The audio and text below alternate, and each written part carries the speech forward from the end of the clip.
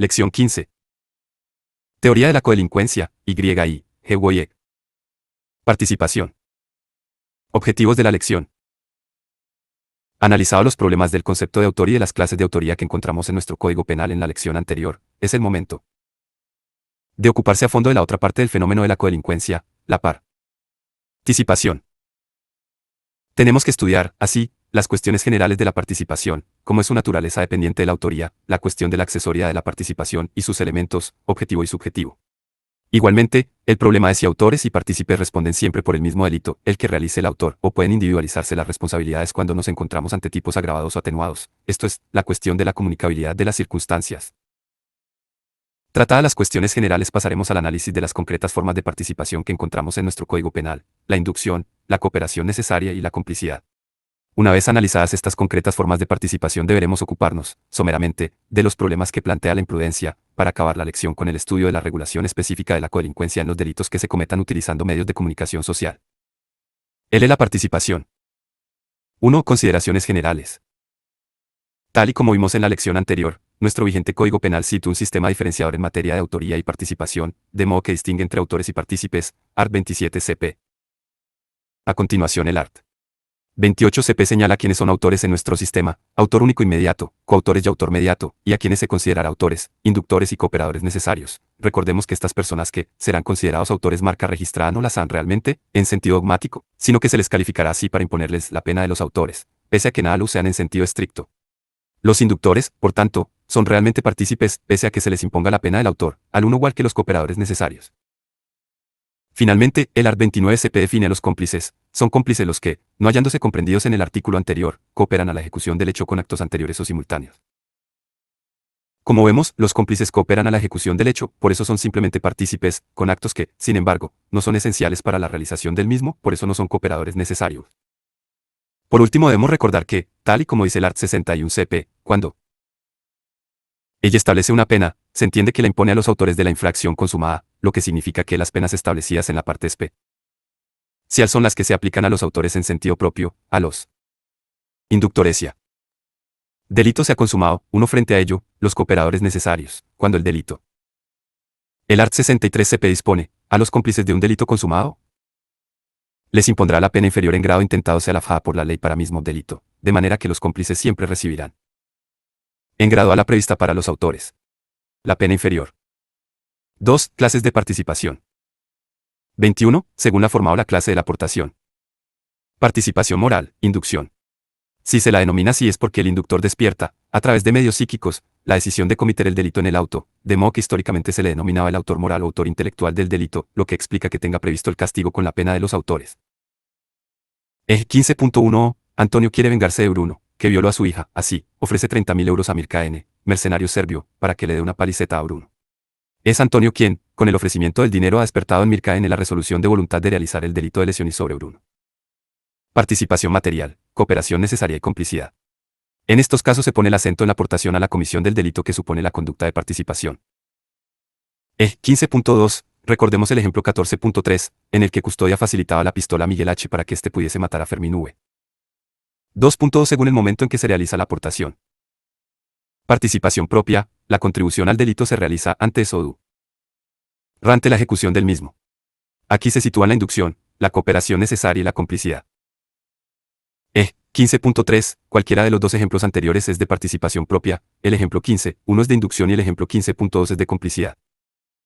O cooperación necesaria, según si Miguel consideraba esencial para su plan delictivo, matar a Fermín V, que Custodia le entregase la pistola, supuesto en que habría cooperación necesaria, o si lo hubiese realizado de todas formas aunque Custodia no le hubiese facilitado la pistola, supuesto en que se trataría de complicidad. Participación impropia, la colaboración se realiza con posterioridad a la ejecución del delito, razón por la que se dice que, en sentido estricto, no se trata de una participación, no se puede participar en lo que ya ha acabado.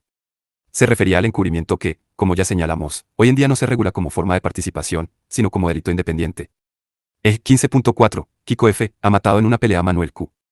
Le cuenta lo que ha ocurrido a Francisco H. y le pide que le ayude a esconderse en el monte y lleve comida, y a deshacerse de la ropa que llevaba puesta y cambiarla por otra, para que no le descubran las fuerzas de seguridad, lo que Manuel Q., que colabora habitualmente con él realizando delitos contra el patrimonio trataría de un supuesto de encubrimiento del art. 451 CP. Nio, hace. Setiar. 2. Naturaleza de la participación. Hoy en día nadie duda de que se participa en lo injusto cometido por el autor y no en la culpabilidad del mismo.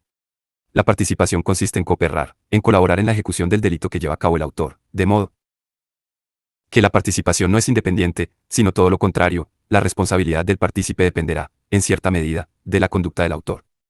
Esta idea de dependencia de la participación respecto de la autoría se denomina accesoriedad de la participación y tiene dos facetas. Primero, accesoriedad cuantitativa, se refiere al grado de realización del hecho delictivo por parte del autor que es necesario para poder castigar a los partícipes. Salvo los que defienden el carácter independiente de la participación, negando cualquier dependencia de la participación respecto de la autoría, existe unanimidad doctrinal en exigir un principio de ejecución de conducta del autor para poder castigar a los partícipes.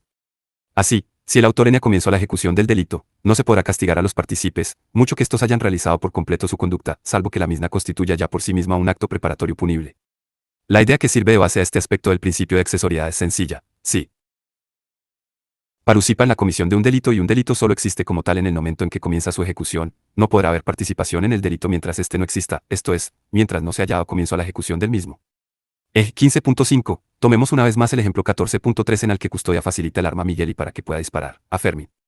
Puede ocurrir perfectamente de que, una vez que Custodia le ha entregado el arma, Miguel le decida no seguir adelante con su plan y, por tanto, no disparar sobre Fermín.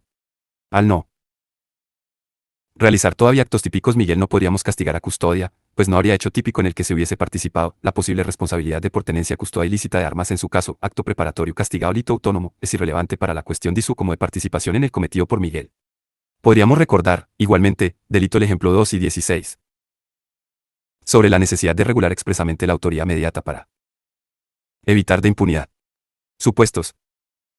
Una vez que se haya comenzado la ejecución del tigar a los delitos, ya se podrá partícipes. Ahora bien, teniendo en cuenta que la accesoriedad implica también la dependencia del partícipe respecto de lo que realmente realiza el autor, si no se consuma el delito no podrá haber participación más que en un delito en grado de tentativa.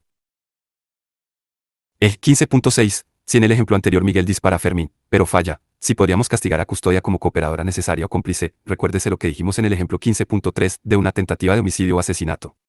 Dado que se participa en el hecho que realiza el autor, el grado en el que quede este es esencial para la responsabilidad del partícipe. Solo cuando el autor consuma el delito puede castigarse la participación como participación en un delito consumado. 20. Accesoriedad cualitativa, va referida a las características, a los elementos del delito que debe presentar la conducta del autor para considerar punibles las conductas de participación. Dicho de otra forma, se trata de saber la medida de la dependencia de la responsabilidad de los partícipes respecto de la del autor. En este sentido existen 4 teorías. A. Accesoriedad mínima, la punición del partícipe solo requiere que la conducta del autor sea típica. D. Accesoriedad limitada, para poder castigar a un partícipe es necesario que la conducta del autor sea típica y antijurídica. C. Accesoriedad máxima, según este planteamiento solo cuando la conducta del autor sea típica, antijurídica y culpable podrá castigarse a los partícipes. D. Accesoriedad extrema o hiperaccesoriedad, la conducta del autor tendrá que ser típica, antijurídica, culpable y punible. En nuestro país es dominante la idea de la accesoriedad limitada, de modo que la conducta del autor debe ser típica y antijurídica para que podamos castigar a los partícipes.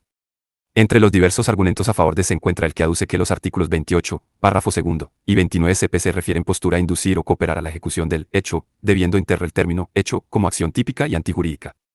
Pretar frente a ello se ha señalado que el término hecho puede interpretarse sin mayores problemas, como conducta típica y, especialmente, que la accesoriedad mínima, la que considera suficiente la tipicidad de la conducta del autor para poder castigar al partícipe, es la que mejor se ajusta a una concepción personal de lo injusto como la que rige nuestro código, BOLDV-APA. Samar.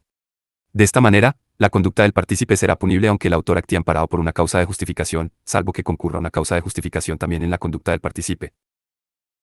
Consideramos preferible esta accesoriedad mínima, de forma que para castigar al partícipe será suficiente con que la conducta del autor sea típica, no siendo necesario que sea también antijurídica. Como excepción, ceresoma, hay que señalar que el partícipe quedará también impune cuando se conozca la concurrencia en la conducta del autor de una causa de justificación. Las diferencias entre ambas posiciones, la de Moldova y la de CRZ, tampoco son tan importantes, dado que en el segundo caso es necesario el dolo del partícipe de colaborar en una conducta justificada, los casos que se resolverán de forma distinta en una y otra concepción, son escasos. En cambio, y esta es la cuestión esencial, con ambas se castigaría al cómplice que colabora en el hecho típico sin saber ni querer a su vez participar en la acción justificante, es decir, sin que concurra en su colaboración un valor de acción. Lo que sin duda es mucho más acorde con el concepto personal de injusto. 3 elementos de la participación. La participación en el delito requiere la presencia de una conducta de intervención en el delito, el denominado elemento objetivo y un acuerdo de oyuntades entre autor y partícipe, elemento subjetivo, que hace necesaria la existencia del dolo del partícipe. 1. Elemento objetivo. Suele decirse que la aportación del partícipe, la conducta que supone su participación, su colaboración en el delito, debe suponer una condición para realización de la conducta típica por parte del autor. L1. Participación psíquica. Admitir participación en los. Se plantea el problema, sin embargo, de sí. Supuestos en que el partícipe ha puesto siquiera una condición para la realización de la conducta delictiva por parte real del autor, los supuestos. Pasión o complicidad psíquica. 15.7. Diana da consejos sobre cómo entrar a la. ¿Qué hacerlo a PPT, que quiere cometer un hurto? Tienda y la hora. Dado que dentro de estos supuestos existen algunos que son. Otros que no lo son, solo cosas si los casos en los que no podamos hablar de salida resultan discutidos. Si no causa, hay una contribución causal, no puede decirse que se haya participado en la ejecución del delito, dado que la participación exige que la conducta sea una condición de la concreta forma de realizar la conducta delictiva, de ahí que, por ejemplo, la doctrina dominante exija que la conducta del sujeto facilite la comisión del delito. Eje 15.8. Supongamos que en el ejemplo anterior, PPT empieza a dudar de la comisión del delito. Los ánimos que le da Diana hacen que continúe adelante con su decisión. En este caso parece claro que la conducta de Diana ha condicionado la decisión de PPT y, por tanto, estamos ante participación punible.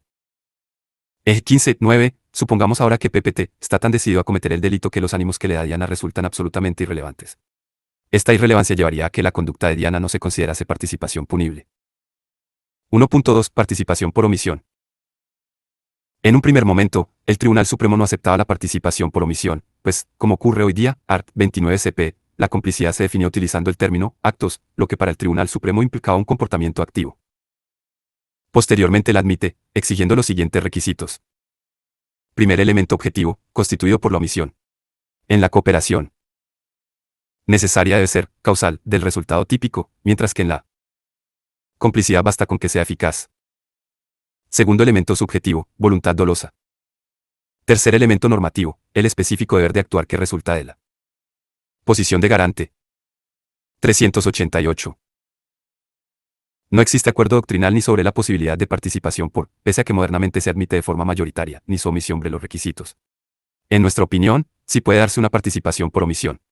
Para ello será necesario que, por un lado, la omisión haya facilitado la comisión del delito. En estos casos no existirá relación de causalidad, esto es, que la conducta omitida hubiese impedido o dificultado la comisión del delito.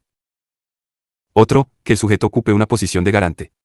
Debemos recordar que no es suficiente con ocupar una posición de garante y omitir para ser autor de un delito en comisión por omisión.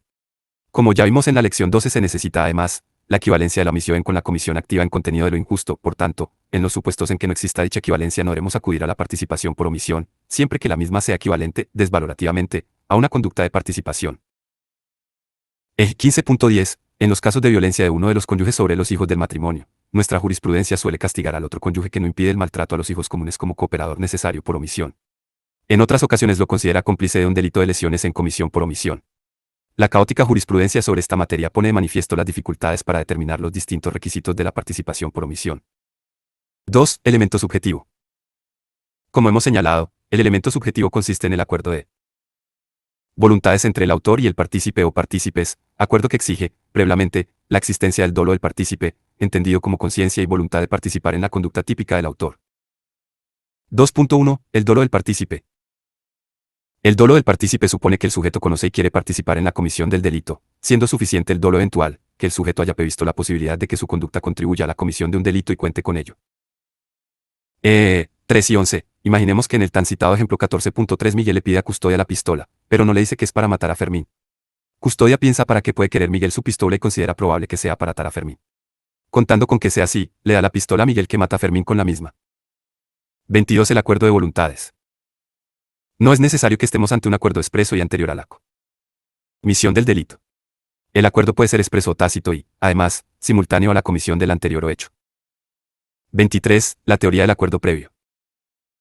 Como acabamos de ver, se conceden amplias oportunidades al requisito del acuerdo de voluntades, que puede ser tácito y simultáneo, a la comisión del hecho, que el Tribunal Supremo amplía todavía más, especialmente, como ya señalamos, en el ámbito de la coautoría.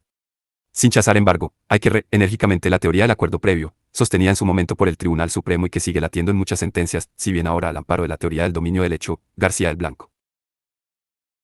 Según la teoría del acuerdo previo, cuando varias personas se ponían previamente de acuerdo para cometer un delito, todos eran coautores, con independencia de la forma en que cada uno contribuyese a la comisión del mismo.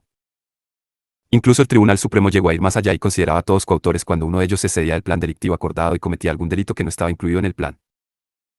Eje 3 y 12. Recordemos el ejemplo 2 y 29 en el que Marcos, Juan y Miguel han decidido atracar una sucursal de Bankia en La Rosa. De acuerdo con su plan, Marcos y Juan entrarán en el recinto y Miguel permanecerá afuera, vigilando. Pese a que irán armados, han decidido no utilizar las armas. Sin embargo, cuando Marcos y Juan entran en la sucursal, aparece dentro de la misma Fernando T., que trabaja allí como empleado de seguridad. Juan le dispara y le produce la muerte. Según la teoría del acuerdo previo, en su forma más extrema, todos serían autores de un delito de robo con homicidio, figura prevista en el art. 501 CP de 1973. Esta teoría, duramente criticada, fue abandonada, al menos de forma expresa, por el Tribunal Supremo, aunque sigue latiendo en sentencias relativas, por ejemplo, al delito de lesiones. Eso sí, en estos momentos ya no se responde por el exceso que pueda cometer uno de los codelincuentes. Sí.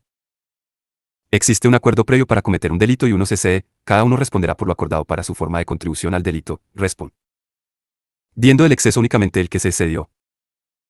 3 y 13. Así, en el ejemplo anterior, el acuerdo solo abarcaba el delito de robo con violencia o intimidación, que sería de lo que, en su caso, podrían responder, bien en grado de consumación, bien en grado de tentativa, la responsabilidad de Miguel, que no realiza actos ejecutivos, sería a título de cooperador necesario o cómplice, en función de la importancia ex ante de su aportación, según el plan delictivo, puede verse sobre esta cuestión el ejemplo 14.30. 4. La comunicabilidad de las circunstancias. Como sabemos, en la comisión de un delito pueden concurrir circunstancias agravantes y atenuantes, de forma que se plantea el problema de si es posible extender las que concurran en uno de los codelincuentes a los demás. Esta cuestión es la que se estudia bajo la denominación de comunicabilidad de las circunstancias. Eje 15.14. Carmelo ha recibido 30.000 euros por matar a Moncho X. Jaime U le lleva en coche hasta el lugar desde donde va a realizar el disparo y espera que termine su trabajo para llevarlo de vuelta a la ciudad. Carmelo a ser autor de asesinato agravado, art. 139.2 CP, pues realiza el delito por precio y, además, lo hace con alevosía. El problema se plantea respecto a Jaime U. Partamos de que es cómplice, pero ¿cómplice de qué? De asesinato agravado, en cuanto conoce la concurrencia de la alevosía y el prece 10, pese a que él no ha cobrado. De asesinato común, art. 139.1 CP, en cuanto conoce que Carmelo actuará con alevosía. De homicidio simple, art. 138 CP, porque no ha cobrado y desconoce que Carmelo acometerá el delito con alevosía. A estas cuestiones responde la comunicabilidad de las circunstancias. El problema se encuentra regulado en el art. 65 CP, que, en el fondo, proviene ya del Código Penal de 1848. Art. 65, 1. Las circunstancias agravantes o atenuantes que consistan en cualquier causa de naturaleza personal agravarán o atenuarán la responsabilidad solo de aquellos en quienes concurra. Z.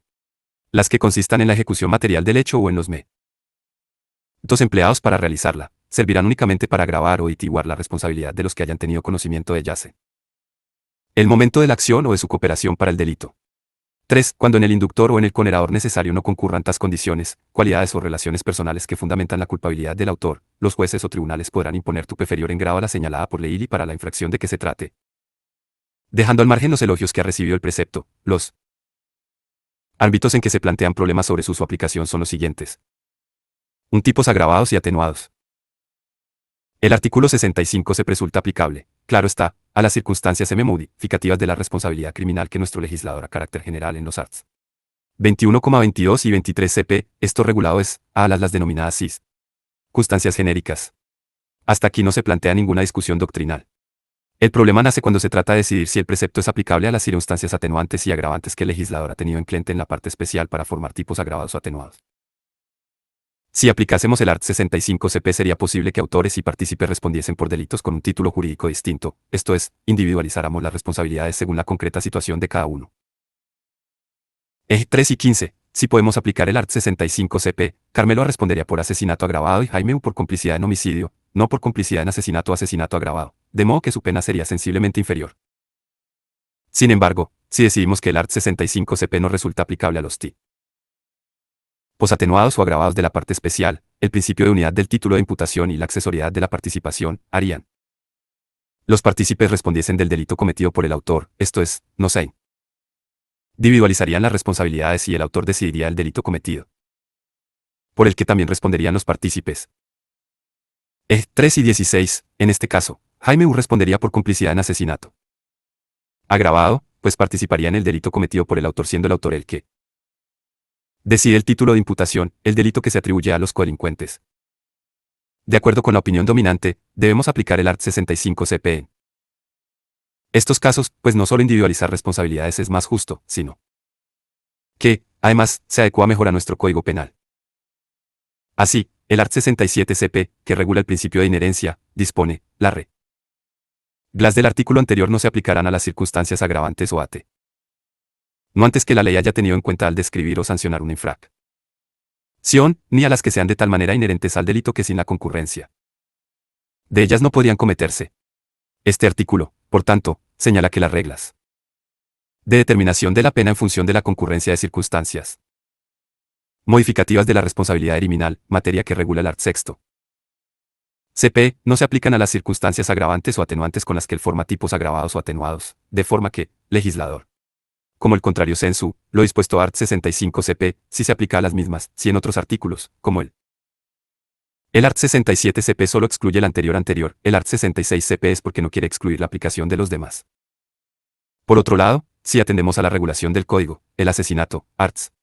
139 y 140 CP, se encuentra regulado en el título y del libro 2 del Código Penal, que se denomina, del homicidio y sus formas. Así, el legislador considera el asesinato una mera forma, agravada, de homicidio. Además, a este argumento de naturaleza formal, la sistemática del código, puede añadirse que, desde una perspectiva material, el asesinato no es más que un mero tipo agravado del homicidio doloso. El asesinato no es más que un homicidio doloso realizado con la concurrencia de determinadas circunstancias. En todo asesinato se mata dolosamente a otra persona, lo único que el legislador ha seleccionado determinadas circunstancias para ello. Por tanto, si estamos ante un tipo agravado de otro, no estamos ante delitos distintos, independientes, sino ante agravaciones de un tipo básico.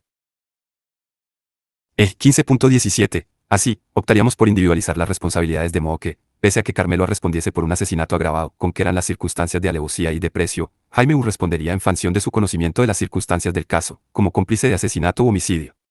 Así, el precio, por ser una circunstancia de carácter personal, no se le podría aplicar. El art. 65, 1 CP señala que las circunstancias personales solo se aplican a los sujetos en quienes concurren. Para considerarlo partícipe en el asesinato sería necesario que conociese que Carmelo iba a actuar con alevosía. Si no conocía que la muerte sería alevosa respondería únicamente como cómplice de homicidio, pues las circunstancias ejecutivas del art. 65.2 CP requieren conocimiento para poder ser comunicadas. Segundo, delitos especiales. También plantea problemas la aplicación del art. 65 CP a los delitos especiales. Como vimos en su momento, lección 8, los delitos especiales son aquellos en que solo puede ser sujeto activo la persona que reúne determinadas cualidades o características que exige el tipo en cuestión, como, por ejemplo, ser funcionario en los delitos contra la administración pública. Además, había que distinguir entre delitos especiales propios, que no tienen una figura común paralela, y que, por tanto, solo pueden cometerse por el sujeto idóneo, por el sujeto que tiene las cualidades exigidas por el tipo y tienen una figura común paralela que los delitos especiales impropios, que sí tienen, puede ser cometida por cualquiera. 3 y 18, recordemos el ejemplo 14.5, donde Gineste prestaba a su esposa Sonia Cero, magistrada, los medios materiales para que dictase una sentencia injusta, prevaricación del art. 446 CP. 3 y 19, como ejemplo de delito especial impropio podemos utilizar el allanamiento de morada por funcionario público, art. 204 CP, existiendo el allanamiento de morada por particular, art. 202 CP, como figura común paralela. Pues bien, también en estos casos N0 se plantea el problema de si se aplica el art. 65 CP o no. Para la opinión dominante, el art. 65 CP debe aplicarse también en los delitos especiales impropios, mientras que otro sector doctrinal opina que la naturaleza accesoria de la participación debe llevar a que los partícipes respondan del delito cometido por el autor, sin que deba aplicarse el art. 65 CP. 3 y 20, Carmen L. induce a Martínez C., Policía Nacional, a entrar violentamente en la vivienda de Alfonso R., que no consiente dicha entrada. Según la doc. Trina dominante Carmen L. respondería a inducción al allanamiento de morada del art. 202 CP, mientras que Martínez C. sería autor de un delito de allanamiento de Morada cometido por funcionario público del Art. 204 CP, la aplicación del Art. 65 CP lleva a que se individualicen las responsabilidades, de forma que a Carmen no se le comunique la cualidad de funcionario público de Martín, respondiendo solo por el delito común. Para el sector discrepante no debería aplicarse el Art. 65 CP, por tanto, Carmen debería responder de inducción a un allanamiento de morada cometido por funcionario público, pues Martín S., autor del delito, es funcionario público y, por tanto, el delito cometido es el allanamiento de funcionario público. Del Art. 204 CP. La cuestión sería exactamente igual si, en lugar de inducción, se tratase de cooperación necesaria o de complicidad. La cuestión, sin embargo, debe resolverse de forma distinta en los delitos especiales propios, en los que, al no existir una figura común paralela, la individualización de responsabilidad llevaría a la impunidad del partícipe. Pese a que en alguna ocasión así lo hizo el Tribunal Supremo, lo cierto es que en estos casos castiga al partícipe como partícipe en un delito especial propio, lo que, en principio, resultaría contradictorio con su proceder en los delitos especiales impropios. Eje 3 y 21, recordemos la participación en el delito de prevaricación judicial del ejemplo 3 y 18. Si quisiésemos individualizar responsabilidades, Ginés quedaría impune, pues no habría figura común de la que pudiese participar, ya que la prevaricación judicial solo puede cometerse por jueces y magistrados. Nuestra doctrina señala, sin embargo, que la contradicción es meramente aparente, pues en los delitos especiales propios las características o cualidades del autor que exige el tipo no son una mera circunstancia de atenuación o agravación de la pena, sino elementos que fundamentan lo injusto y, por tanto, están fuera del ámbito de aplicación del Art. 65 CP.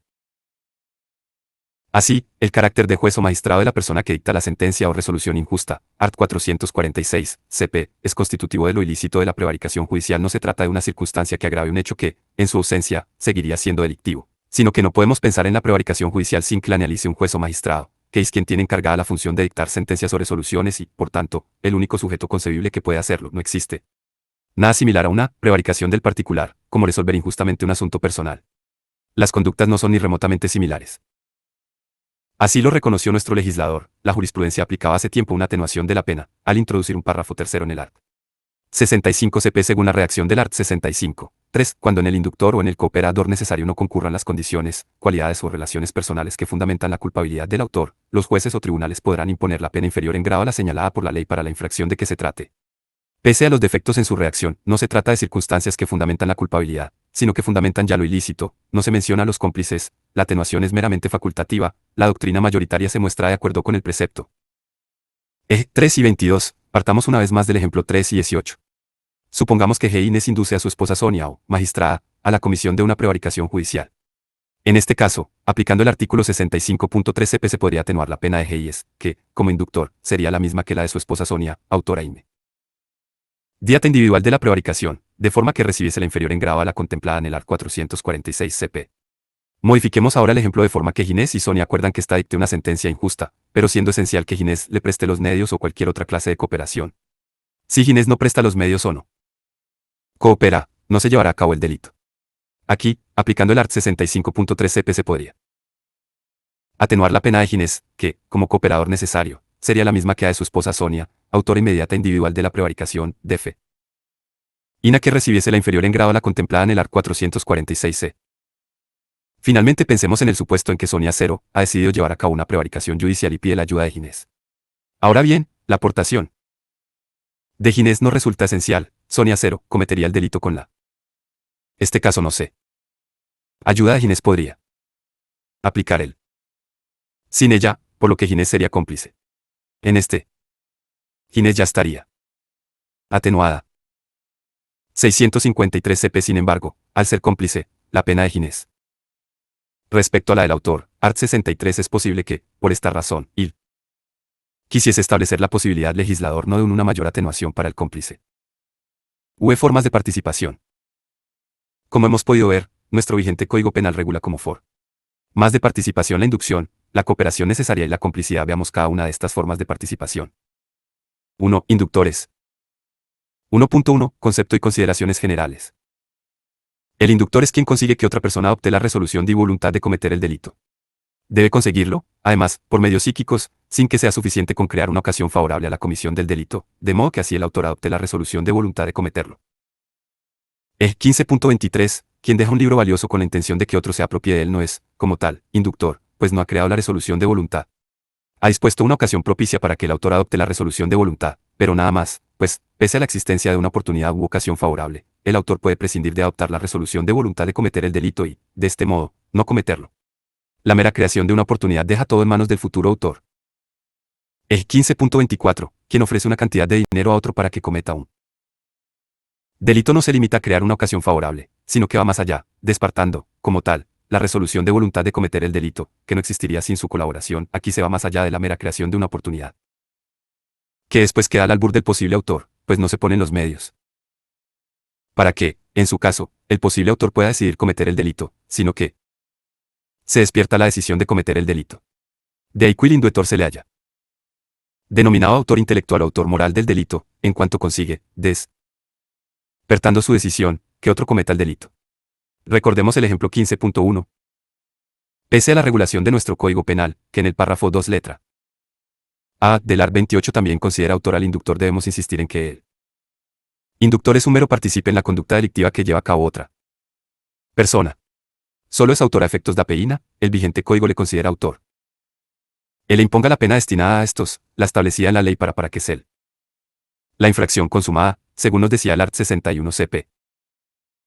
Dada la naturaleza de forma de participación de la inducción, la responsabilidad del inductor estará en función de la del autor, como se desprende del principio de accesoriedad de la participación, de forma que si el inducido mal delito, el inductor responderá a inducción a y consumala un delito consumado, si le impondrá la pena prevista para el autor de la infracción consumada, mientras que si el inducido no logra consumar el delito, que queda en grado de tentativa, el ininductor será castigado como inductor a un delito en grado de tentativa, recibiendo así la pena prevista para el autor de un delito en grado de tentativa, la pena inferior en 1 o 2 grados a la prevista para la infracción consumada, según el art. 62 CP.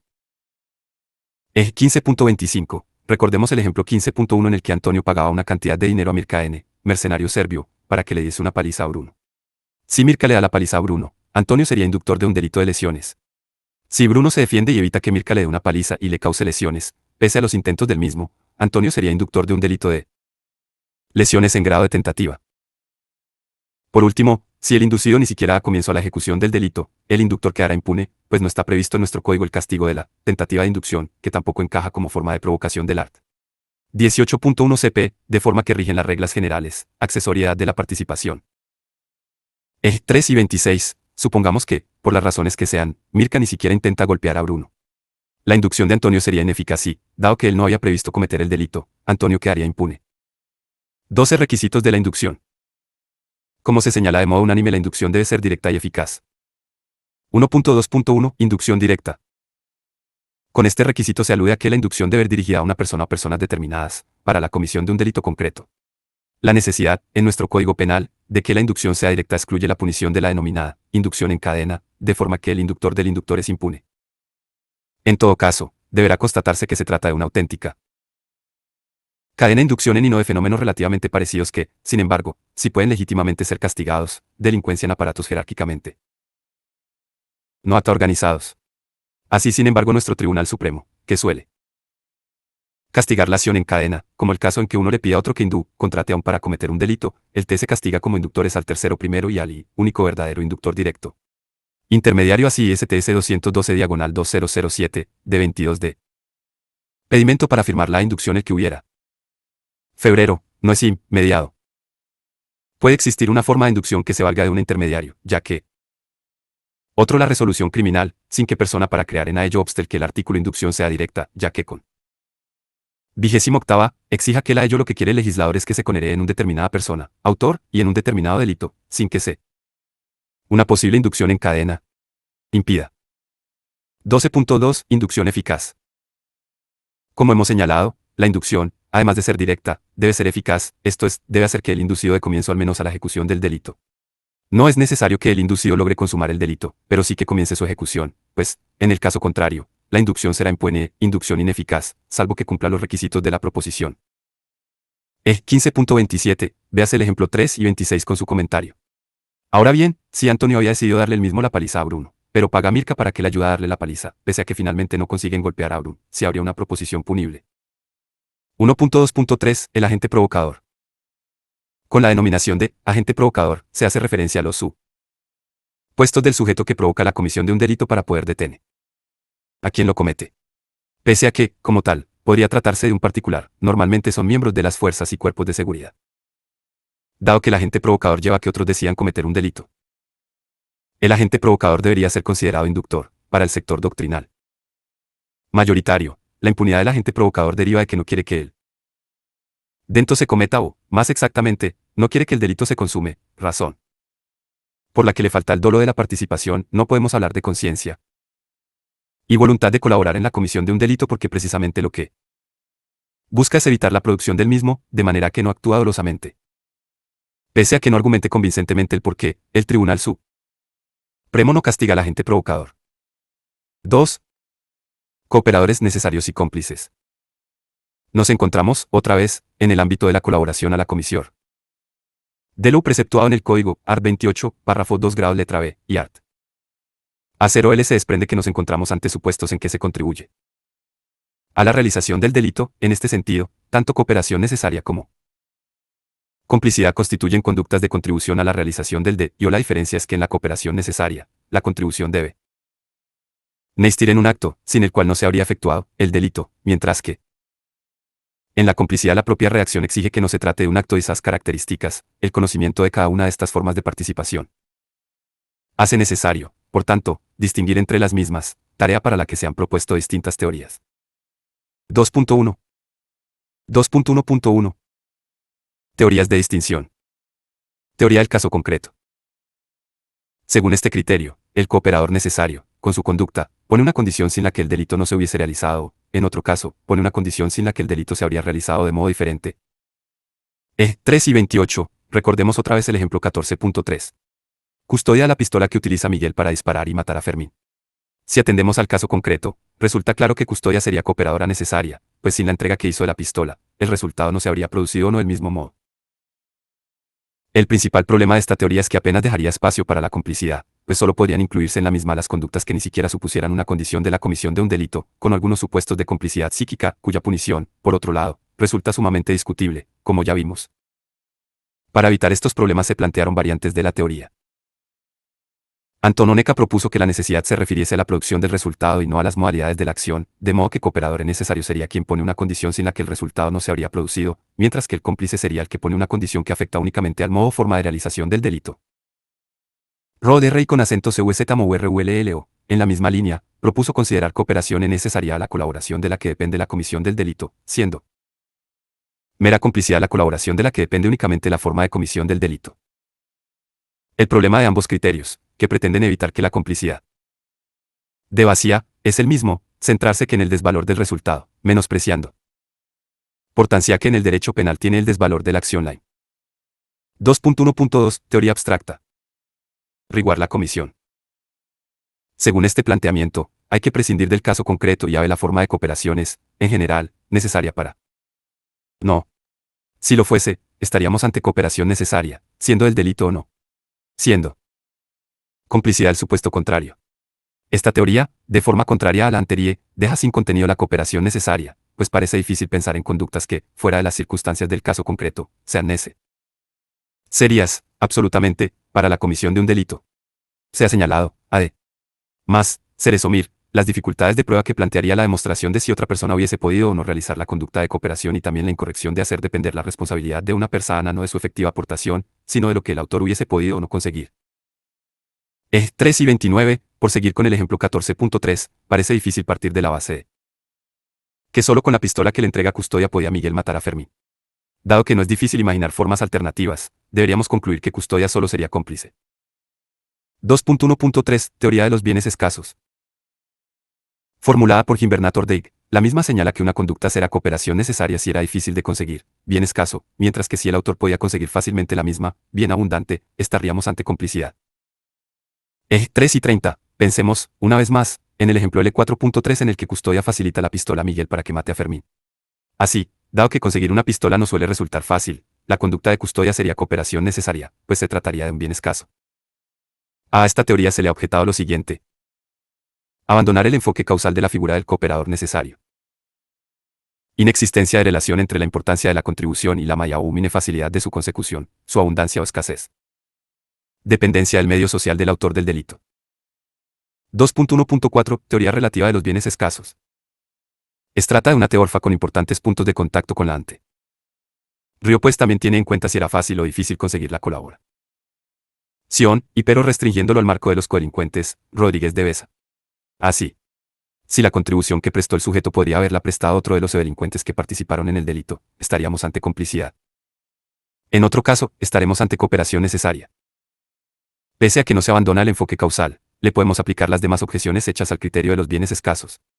Además, de nuevo la responsabilidad depende de lo que pudiesen hacer otros y no solo de lo que uno hizo. Eje 3 y 31, utilicemos el propio ejemplo que usaba Rodríguez de Besa. El médico que extiende la receta con la que se obtiene el veneno para producir la muerte sería cooperador necesario, pues se trata de una conducta que el resto de codelincuentes no pueden suplir. Sin embargo, el que va a la farmacia sería mero cómplice, pues se trata de una conducta que podría realizar cualquiera de los demás codelincuentes. 2.1.5 Negación de la distinción. El escaso éxito de las teorías que buscan diferenciar entre cooperadores necesarios y cómplices ha llevado a algunos autores, Cerezo Mir, a considerar la distinción una tarea irresoluble, que pone de manifiesto el carácter obsoleto de la figura del cooperador necesario, que desapareció de los códigos europeos a finales del siglo XIX. Así, se propone la desaparición del cooperador necesario y el establecimiento de una atenuación solo facultativa para el cómplice, que ofrecería la posibilidad de castigar a los partícipes que así lo mereciesen con la pena del autor, pero de modo técnicamente correcto, como hemos señalado. En nuestro código, a tenor el art. 63, el cómplice recibe siempre, de modo obligatorio, la pena inferior en un grado a la del autor, pues la atenuación es obligatoria y no potestativa. 22 Toma de postura. Sea cual sea la opinión que se mantenga del exferenda sobre el cooperade necesario, lo cierto es que, con el código vigente, hay que diferenciarlo del cómplice, pues lo exige el Código Penal, donde la distinción tiene importantes consecuencias. Baste recordar que al cooperador necesario se le impone la pena de los autores, mientras que al cómplice se le impone la pena inferior en un grado. Aquí es donde pueden ser de utilidad y reflexiones utilizadas por nuestra doctrina con otras finalidades, como la distinción entre el cooperador necesario con dominio funcional del hecho, coautor. Por tanto, para hacer ese enfoque es Y el cooperador necesario que no tiene dicho dominio funcional, mero participe. Así, para otorgar al cooperador necesario el dominio funcional del hecho, de forma que si él considera coautor, lo que no es más que otra forma de destacar la importancia de su contribución al delito, se parte de perspectiva ex ante, anterior a la comisión del delito, y se pide que la contribución del mismo, que debe realizar durante la fase de ejecución, se hace en él. Para la comisión del delito sigue en el plan de los autores. Sí, con estos datos la aportación del sujeto era tan importante que sin ella el delito no se realizaría, estaríamos ante un cooperador necesario con dominio del hecho y, por tanto, coautor. Aquí rechazamos la idea del dominio funcional del hecho y, así, la posibilidad de que el cooperador necesario sea coautor. Sin embargo, las ideas anteriores, con algún pequeño matiz, nos parecen perfectamente válidas para distinguir entre cooperadores necesarios y cómplices. Dado que la distinción se basa en el carácter esencial o no de la aportación, la forma de decidir sobre dicho carácter esencial coincide, sustancialmente, con los razonamientos que acabamos de ver, para saber si estamos ante un acto sin el que el delito no se habría efectuado, cooperación necesaria, o, por el contrario, una mera contribución anterior o simultánea al delito, pero sin la cual se hubiese podido realizar el mismo, complicidad. Partiremos de una perspectiva ex ante y buscaremos conocer si, según el plan de los autores, la colaboración era una tarea tan importante que sin la misma no se hubiese realizado el hecho. En este caso, estaremos ante cooperación necesaria. Si ex ante y según el plan delictivo la cooperación no condicionaba de tal forma la comisión del delito, esto es, si el mismo se hubiese realizado igual, estaremos ante complicidad. Hay que tener en cuenta, sin embargo, que ya no hay por qué exigir que la aportación del cooperador necesario consista en una colaboración simultánea a la ejecución. Al no buscar ya establecer ningún dominio funcional del hecho, no es necesario restringir la colaboración a actos simultáneos a los ejecutivos. La importancia de la contribución depende más de su significado. Según el plan de los autores que del momento temporal en que se presta de esta forma, el cooperador necesario podrá actuar también en la fase preparatoria. El 3 y 32, recordemos el ejemplo 2 y 29. Marcos, Juan y Miguel han decidido atracar una sucursal de Bankia en Las Rosas. De acuerdo con su plan, Mareos y Juan entrarán en el recinto y Miguel permanecerá afuera, vigilando, tal y sé como señalamos en la variante del ejemplo 14.30, si los propios Marcos y Juan consi. Importante que Miguel vigile, de forma que, en otro caso, no llevarían delantani. Acabó el delito, Miguel sería cooperador necesario, dado el carácter esencial de su colaboración. 15.33, volvamos al ejemplo anterior, pero partiendo ahora de la base de que la vigilancia de Miguel no es algo esencial para Marcos y Juan. No él vigile, pero, prefieren que otro caso, también llevarán a cabo el delito. Dado el carácter no esencial que en este caso tiene su aportación, Miguel será cómplice. El 3 y 34, recordemos el ejemplo 2 y 28, Pachi Z prepara una bomba que Antuve colocará en un sitio determinado. Pachi es cooperador necesario pues, pese a participar en la fase preparatoria del delito, no cabe duda de que su imputación es esencial. UL participación y delitos y MPRUDNT solo juego. El finalismo, tradicionalmente, ha partido de un sistema unitario de autoría en el delito imprudente, considerando autor, sin más, a cualquiera que realiza una conducta que no observaba el cuidado objetivamente debido, así Belcel, Cerezo Mir. Desde esta perspectiva rechazaba la posibilidad de que existiese participación imprudente, ya fuese en un delito doloso o en un delito imprudente. O participación en un delito imprudente, ya fuese dicha participación dolosa o imprudente. Aquí, pese a partir de un concepto finalista de acción y de injusto, creemos sin más, una conducta que no cualquier conducta imprudente supone, sin más, de autoría, como repercute este planteamiento en la cuestión de la participación imprudente. Se distinguen tres supuestos en la doctrina, que hay que analizar por separado. 1. Participación imprudente en delito imprudente. Como ya vimos al rechazar la posibilidad de coautoría imprudente, no puede darse un acuerdo de voluntades dirigido a la realización de lo injusto. D. Desvalor de acción y desvalor de resultado. Un delito imprudente de resultado. Por esta razón, por tanto, no puede haber participación imprudente en un delito imprudente. Esta solución no supone contradicción alguna con el rechazo a un sistema de autoría en los unitarios delitos imprudentes, pues una cosa es que, contemplada una conducta sea de mera participación en material cuanto favorece o supone una objetivamente, con la del autor Y o la OIT. Otra cosa es que se cumplan los requisitos de participación en sentido estricto, requisitos que no son solo para objetivos. Recondens que, en su momento, ya señalamos que las conductas que favorecían la actuación de N tercero, las conductas de participación imprudente, eran atípicas en nuestro derecho penal, dando lugar, en su caso, a responsabilidad por un ilícito administrativo. Otros autores consideran que es posible la participación imprudente en delito imprudente, pues basta con ponerse de acuerdo en la realización de una conducta que no responda al cuidado objetivamente debido, lo que, claro está, es perfectamente posible, cuestión distinta y también discutida si, además de ser post-BL, a lo que se responde mayoritariamente que sí, es punible en nuestro código, sobre lo que existen también diversas opiniones. 2. Participación dolosa en delito imprudente.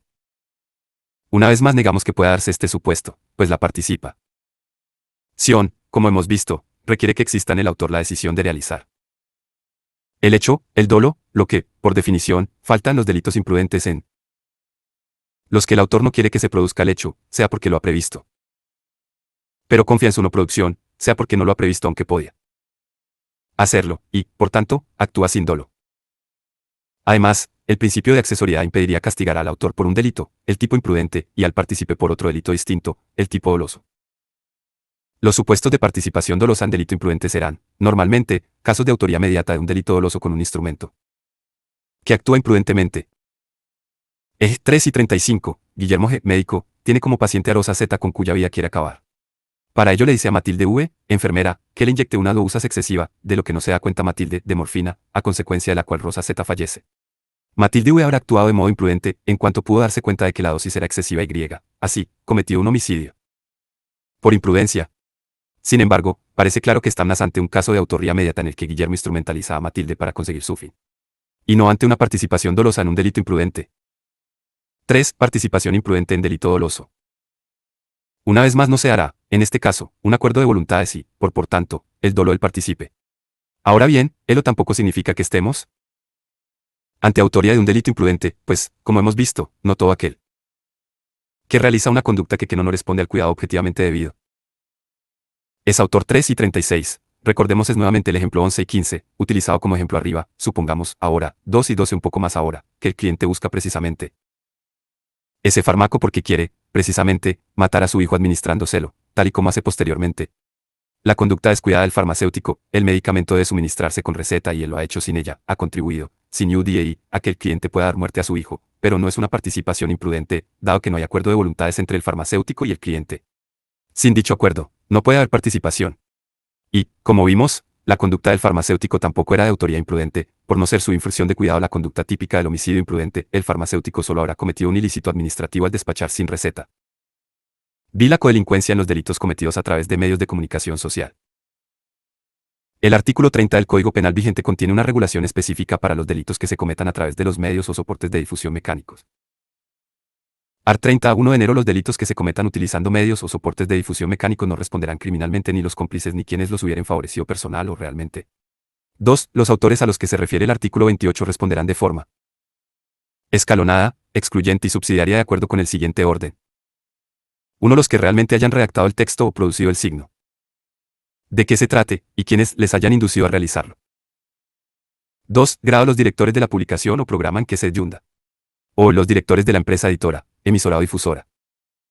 4. Los directores de la empresa grabadora, reproductora o impresora. O, cuando por cualquier motivo distinto la extinción de la responsabilidad penal, incluso la declaración de rebeldía o la residencia fuera de España, no pueda perseguirse a ninguna de las personas comprendidas en alguno de los números del apartado anterior, se dirigirá el procedimiento contra las mencionadas en el número inmediatamente posterior. 1. Fundamento de la regulación. Estamos ante una regulación específica cuya existencia suele reconducirse a una combinación de dos principios. Primer principio de limitación, se trata de reducir el círculo de personas responsables, pues la vigencia de las reglas generales sobre autoría y participación ampliaría en exceso su número, en recho fundamental a detrimento del LD. La libertad de expresión e información. 2 grados principio de efectividad. Como contrapunto a la idea anterior se busca que siempre haya un responsable, estableciéndose para asegurarlo, en la medida de lo posible, un sistema de responsabilidad en cascada. Frente a este sistema se menciona como alternativa el criterio del gerente responsable, a tenor del cual responden siempre el autor y el de la responsable. Dolo o publicación, programa o empresa que, por supuesto, deberá actuar con imprudencia. 2. Características del sistema. De forma muy sintética podemos apuntar las siguientes notas. 1 grado. 28. La responsabilidad. CP. Queda limitada a los autores en el sentido del arte autores en sentido estricto, autor inmediato individual, coautores y autores mediatos, y los que son considerados autores, inductores. El fondo. Y cooperadores necesarios, pese a que, como no sabemos, son, en partícipes. Así. Los directores a que hacen referencia a los números 2 grados, director de Sora. Publicación. O programa, 3 grados, director de la empresa editora, EMI. Tora impresora. Difusora, y 4 grados, directores de la empresa grabadora, Reproduce. Res. Del ART 30 CP, deberán ser inductores o cooperados necesarios para poder responder penalmente. 2 grados responsabilidad. Unas personas en cascada, de forma que solo se puede perseguir a huira. Defecto de otras. Si es posible, por ejemplo, inducido. Los que no realmente han redactado el texto o a quienes les hayan podría perseguirse a los directores de la publicación o programa en que se difunda. Así, poder perseguir a una persona y meros implicará que no podía perseguirse a las que se encuentren en los no anteriores. Quedar.